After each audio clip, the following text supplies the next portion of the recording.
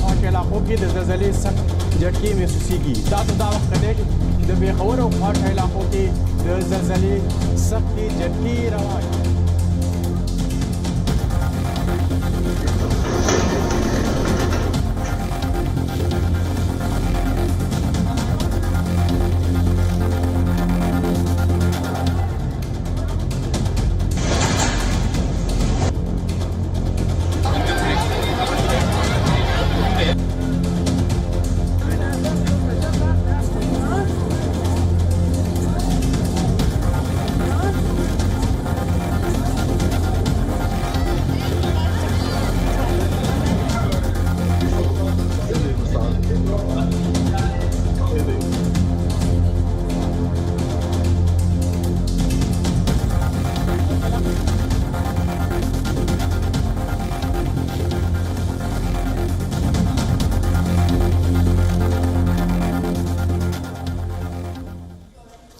A 6.5 magnitude earthquake jolted the Indian subcontinent.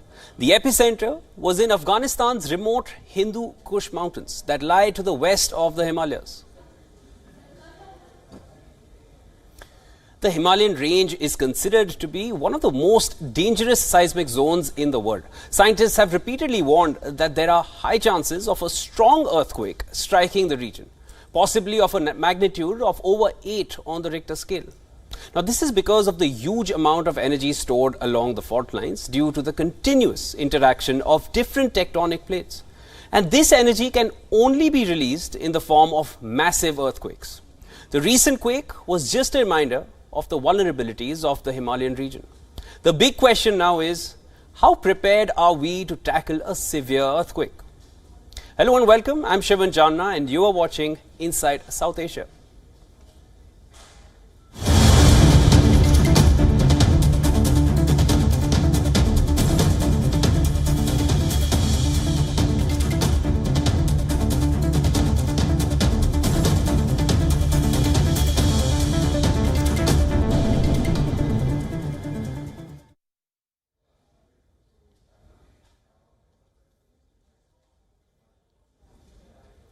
The International Monetary Fund has finally cleared the desperately needed $2.9 billion bailout package for Sri Lanka.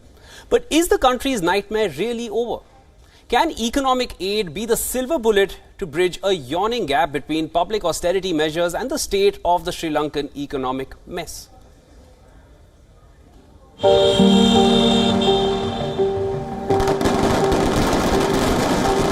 To think Sri Lankans have had virtually nothing to celebrate this last year or so.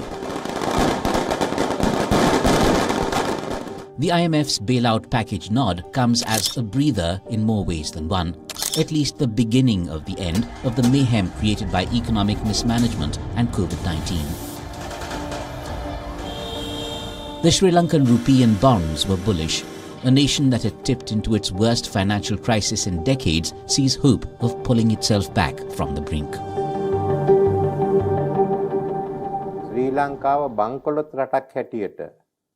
Sri Lanka is no longer a bankrupt nation, therefore we can restart normal transactions. $2.9 billion, that's what's been cleared for Sri Lanka by the IMF Executive Board. The first tranche is $330 million. What's more important though is the approval catalyzing additional external support. Some $3.75 billion from the World Bank, Asian Development Bank and other lenders. The President's office estimated access to some $7.5 billion in overall funding. The big question, will the IMF bailout be the silver bullet to end the Emerald Isles woes? While the IMF agreement might give some confidence to the markets, in terms of ordinary people's lives, it makes no difference. In many parts of the country, people are actually only eating 1 or 2 meals a day. So relief to the people is the most important thing. And so in that sense, the IMF agreement really has not solved their problems. How soon then before the benefits are felt on the ground, especially for people squeezed by soaring cost of living, high income tax rates and a 66% rise in power tariffs?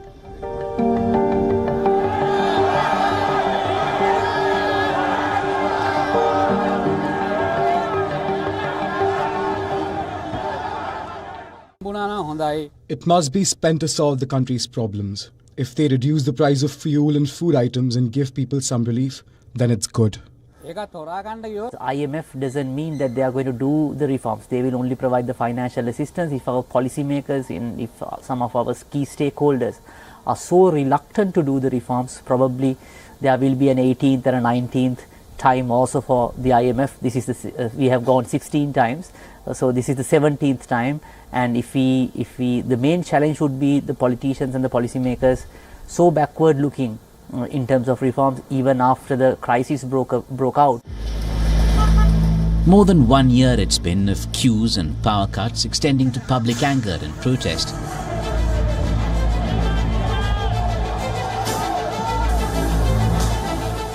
The current IMF bailout is the 17th for Sri Lanka and the third since its decades-old civil war ended in 2009. But experts warn that the worst is far from over. The gap between people's welfare and strong austerity and economics remains a big one.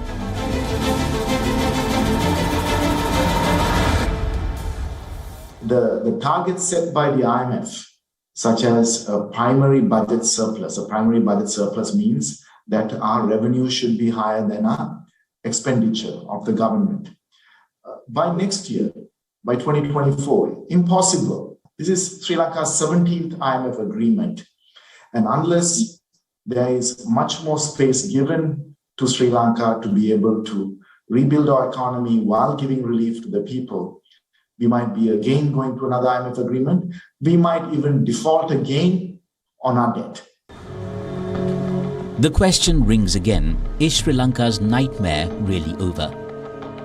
Shaking off relapse fears remains distant yet. The IMF bailout package remains but a silver lining on a still dark cloud.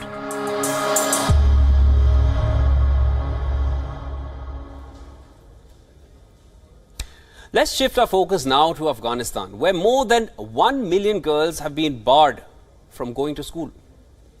The highest level of education an Afghan girl can now hope to attain is 6th grade. They now fear for their future as well. Watch this report. These images were taken in a secondary school in Kabul. With hardly any students, Afghanistan's schools reopened for the new academic year. No classes were held as students were unaware of the start of the school. A year ago, after signaling that they would open schools for all students, Taliban authorities made a U-turn, leaving many girls who had turned up for their high school classes in tears and sparking global condemnation. Since then, primary schools for girls have stayed open, but most high schools have been closed, and the Taliban barred female students from university in December. The UN Children's Agency, UNICEF, has renewed calls for teenage girls to rejoin the classroom, but hundreds of thousands of teenage girls remain barred from attending class. Afghanistan is the only country in the world where girls are prohibited from going to secondary school.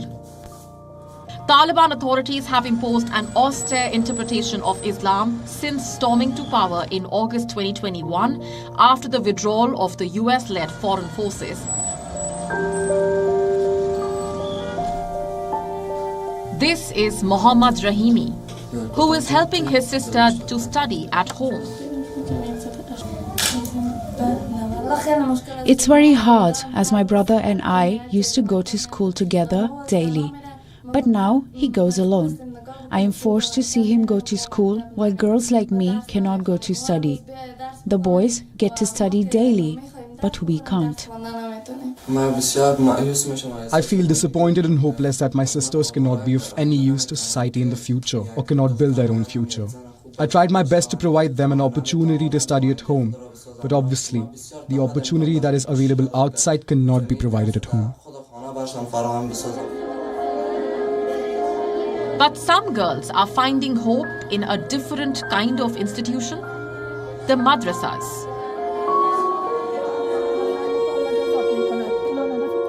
Well, I live in the hope that someday schools might reopen and maybe I make some progress in my education. I want to become more knowledgeable, but I will never lose hope. I always have hope. If it isn't through schools, then maybe through madrasas, maybe through some other courses. At least we have telephones and the internet which are helping us.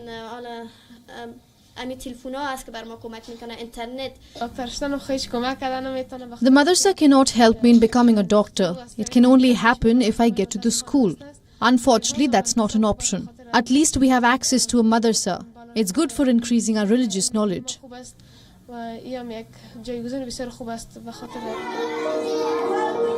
The number of Islamic schools has grown across Afghanistan since the Taliban takeover, with teenage girls increasingly attending madrasas after they were banned from secondary schools. Female education, or rather the lack of it, lies at the heart of the Taliban administration's standoff with the international community. But clearly, the Taliban are hell-bent on systematically erasing women from public life. And it begins with denying them the right to education.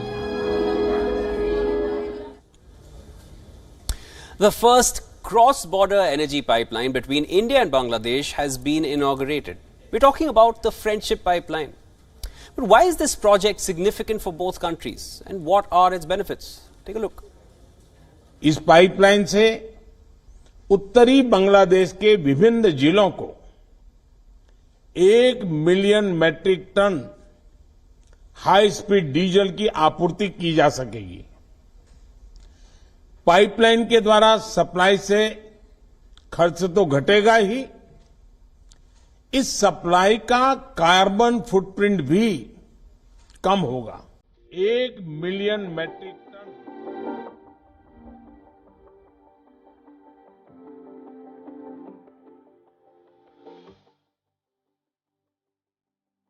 An energy pipeline between Bangladesh and India, the first of its kind between the two nations.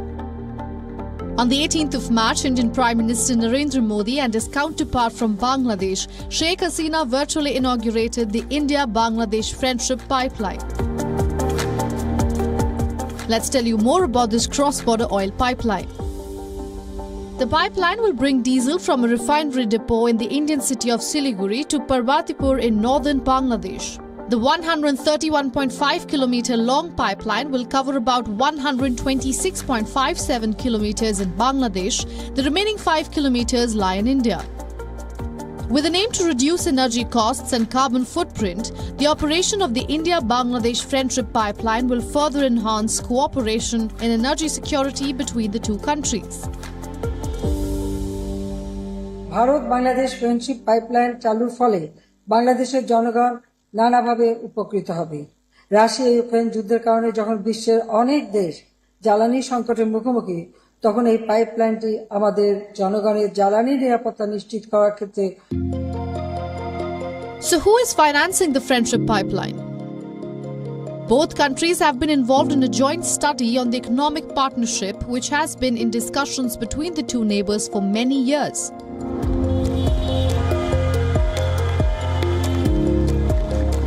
Bangladesh had sought loans from global agencies including the International Monetary Fund, prompted by its dwindling foreign exchange reserves caused by rising import bills.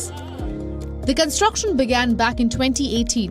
The pipeline has been built at an estimated cost of rupees 377 crores or about $45 million, with the Indian government bearing approximately about $35 million for laying the portion on the Bangladesh side as grant assistance. Before this, in 2013, the first cross-border power connection between the two countries was set up. Bangladesh is one of India's leading trading partners in South Asia. According to data from the Ministry of Commerce and Industry, Bangladesh is now the fourth largest destination for Indian exports globally, with a value of about $16 billion.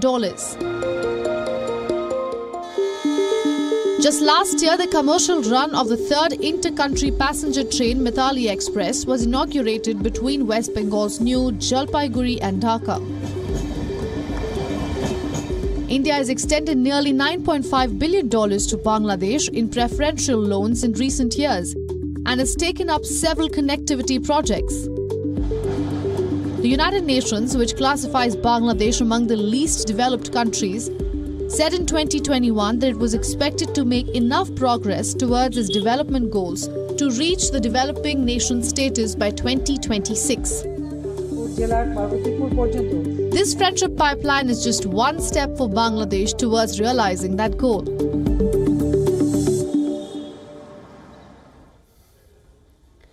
Now, you may have seen or participated in a regular marathon race, but have you ever thought of running on snow with your canine companion? Well, that's a race with a twist, isn't it? And up next, we bring you India's first dog race, which was held at an altitude of 11,000 feet in the Lahore Valley of Himachal Pradesh. Let's watch this furry tale.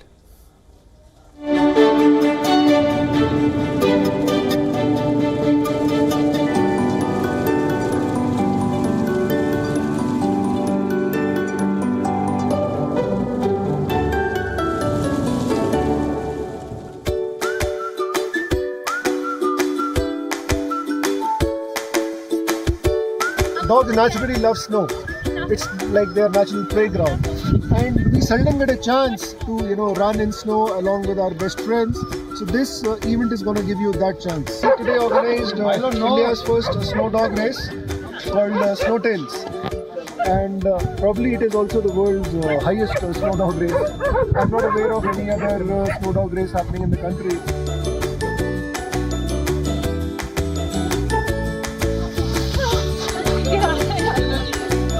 The original plan in mind was to keep a 5-kilometer route, but then when we had the recce runs with the dogs, it was difficult to run in deep snow even at 450-100 meters. So the route was chosen due to its natural beauty, its tourism quotient. Expectation is to have fun, and this will be his first time on the snow.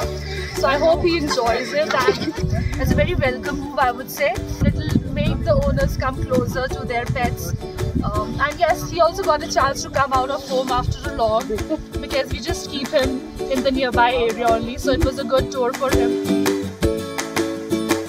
I'm just putting some paw butter on the dog's paws because they're not used to the snow. So I'll just stop them from drying out. I think it will give you a free and open space to run with your dogs, give them a chance to experience the snow if they don't get there. And I hope they do this every year. I think this is the first year they're doing it. The main reason है वो है कि थोड़ा सा awareness लाना इस valley में animals के प्रति, क्योंकि बर्फ वाला एरिया है यहाँ पर हर साल फीमेल्स बच्चे देती हैं, उनको फिर कोई देखने वाला होता नहीं है, तो हम उनका ऑपरेट कर पाएँ और हम चाहेंगे कि ज़्यादा से ज़्यादा लोग इससे जुड़ें, क्योंकि पेट्स भी बहुत इंजॉय कर रहे हैं। आप देख पा रहे हैं कितना एक्टिव होकर यहाँ पर भागना चाह रहे हैं।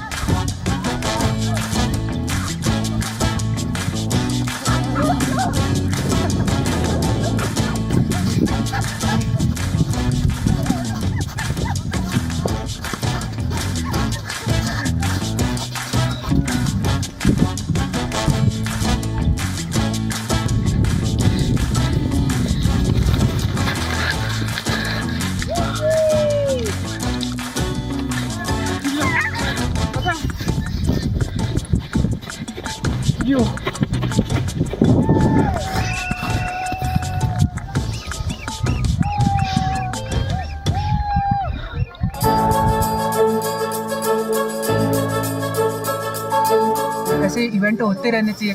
डॉग के साथ पहली बार भागने में काफ़ी अच्छा एक्सपीरियंस मिला और काफ़ी इनके साथ दौड़ने में काफ़ी खुशी हुई हमको, इनको भी खुशी हुई, स्नो पे इनको भी काफ़ी खुशी हुई दौड़ने पे।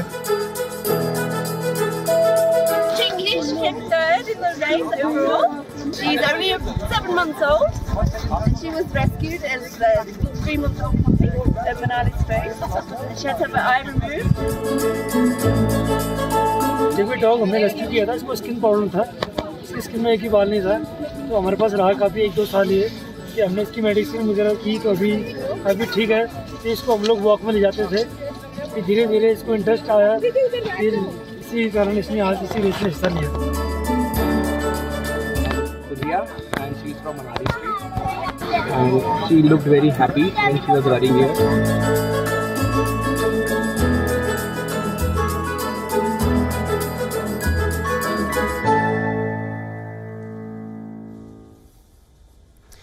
Looks like a ton of fun, and you can bet if I had a pupper at home, I would have been up there at 11,000 feet taking part in that race.